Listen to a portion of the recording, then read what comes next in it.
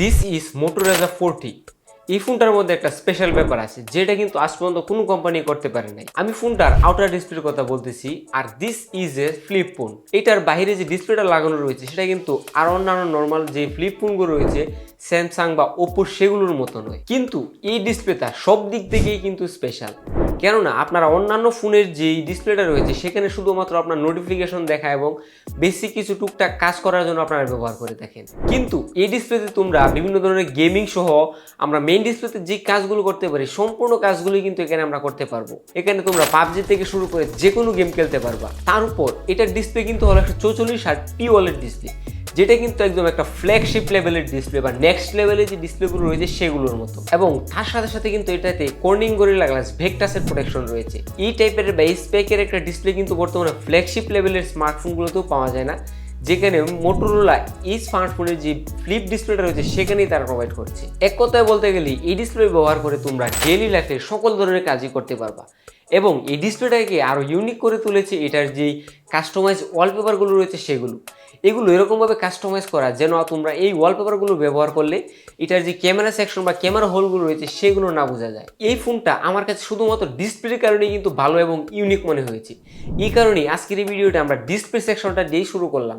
আশা করি বাকি বিষয়গুলো সহ ডিসপ্লে সেকশনটা তোমাদেরও ভালো লাগবে। আর এটার বক্স কাউন্টার কিন্তু খুবই সিম্পল, একটা 33 ওয়াটের পাওয়ার অ্যাডাপ্টার এবং সেই সাথে একটা ইউএসবি কেবল। আর আমরা যদি ভিতরে ডিসপ্লেটা দেখি সেখানে কিন্তু 6.9 ইঞ্চের একটা ডিসপ্লে আমরা পেয়ে যাবো। এবং এটা ডিসপ্লে প্যানেলটা কিন্তু হলো 165 হার্জের। ডিসপ্লেটা কিন্তু লম্বার দিকে একটু বেশি চওড়ার দেখে, এবং এটা কিন্তু আপনারা এরকমভাবে বাগানোর পরেও বিভিন্নভাবে যে গেমগুলো রয়েছে সেগুলো খুব ভালোভাবে স্মুথলি খেলতে পারবেন। এবং সেই সাথে নর্মাল যে ফোল্ডেবল ফোনগুলো রয়েছে সেগুলোর সাথে যেরকম আপনারা বিভিন্ন জায়গায় ক্যামেরাটা রাখার পর আপনারা নিজে নিজে সেলফি তুলতে পারেন ব্যাক ক্যামেরার মাধ্যমে, অথবা হ্যান্ডি ক্যাম হিসেবে ব্যবহার করেন, অথবা আপনারা আপনাদের শার্টে এটা ক্লিপ করে কিন্তু এফপিভি যে শটগুলো রয়েছে সেগুলো নিতে পারবেন, অথবা এটার মাধ্যমে আপনারা চাইলে যে ব্যাক ক্যামেরাটা রয়েছে সেটা দেখে থেকে ব্লগিংও করতে পারবেন এই ফ্লিপ ফোনটার মাধ্যমে। তো এই ধরনের বেসিক কাজগুলো কিন্তু আপনারা চাইলে যে কোনো ধরনের যে স্মার্টফোনগুলো রয়েছে ফ্লিপ সেগুলো দিয়েই ব্যবহার করতে পারবেন। পিছনে যে দুইটা ক্যামেরা রয়েছে সেখানে একটা হলো 12 মেগাপিক্সেল এবং একটা হলো 13 মেগাপিক্সেল। মেইন সেন্সরটা হলো 12 মেগাপিক্সেলের এবং এটার যে অ্যাপারচার ভ্যালু রয়েছে সেটা হলো 1.5। আপনারা এই সেন্সরটার মাধ্যমে কিন্তু লো লাইটে যে ছবিগুলো রয়েছে সেগুলো খুব ভালোভাবে তুলতে পারবেন, কেননা এটা অ্যাপারচার ভ্যালু কিন্তু অনেক কম।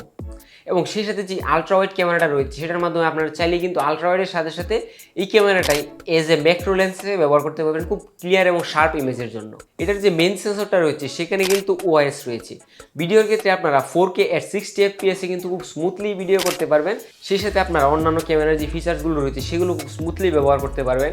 এবং ফ্রন্টে 32 মেগাপিক্সেলের একটা ক্যামেরা রয়েছে, সেখানে বিভিন্ন ধরনের ফিল্টার এবং অন্যান্য যে ইমোজিগুলো রয়েছে সেগুলো আপনারা খুব সিম্পলভাবে ব্যবহার করতে পারবেন যেরকম অন্যান্য স্মার্টফোনগুলোতে থাকে।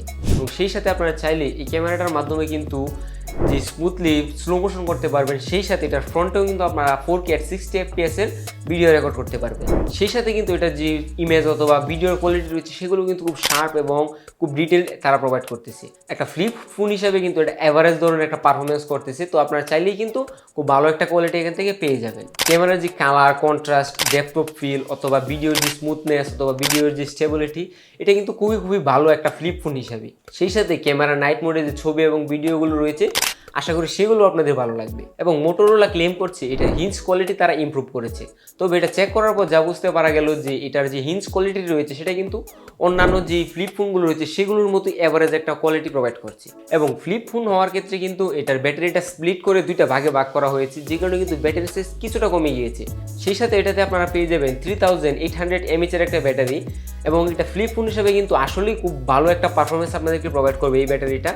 যদি ওইটার সাথে একটা 33 ওয়াটের চার্জারের অ্যাডাপ্টার রয়েছে সেটা দিয়ে যদি আপনারা একটা চার্জ করেন তাহলে আপনারা average day to day use করার ক্ষেত্রে আপনারা সারাদিনের একটা ফুল ব্যাকআপ পেয়ে যাবেন এই স্মার্টফোনটা থেকে। সেই সাথে আপনারা এই স্মার্টফোনটিতে ওয়্যারলেসলিও চার্জ করতে পারবেন। বর্তমানে কিন্তু অনেকেই ওয়্যারলেস চার্জের দিকে অগ্রসর হচ্ছে ডে বাই ডে। এবং সফটওয়্যার সেকশনে তারা ব্যবহার করছে অ্যান্ড্রয়েড 13 এর সাথে তাদের যে স্টক ইউআই রয়েছে সেটা। চিপসেটটা হলো Snapdragon 8+ Gen 1, যেটা কিন্তু খুবই পাওয়ারফুল একটা প্রসেসর। আপনারা কিন্তু খুব স্মুথলি এটার মাধ্যমে গেম প্লেগুলো করতে পারবেন, এবং সেই সাথে আপনারা আপনাদের যে মাল্টিটাস্কিংগুলো রয়েছে সেগুলো খুব স্মুথলি করতে পারবেন। এটা কিন্তু হলো একদম ফ্ল্যাগশিপ লেভেলের প্রসেসর, যা আপনাদেরকে ফ্লিপ ফোনটার সাথে একটা নেক্সট লেভেলের পারফরমেন্স প্রোভাইড করবে।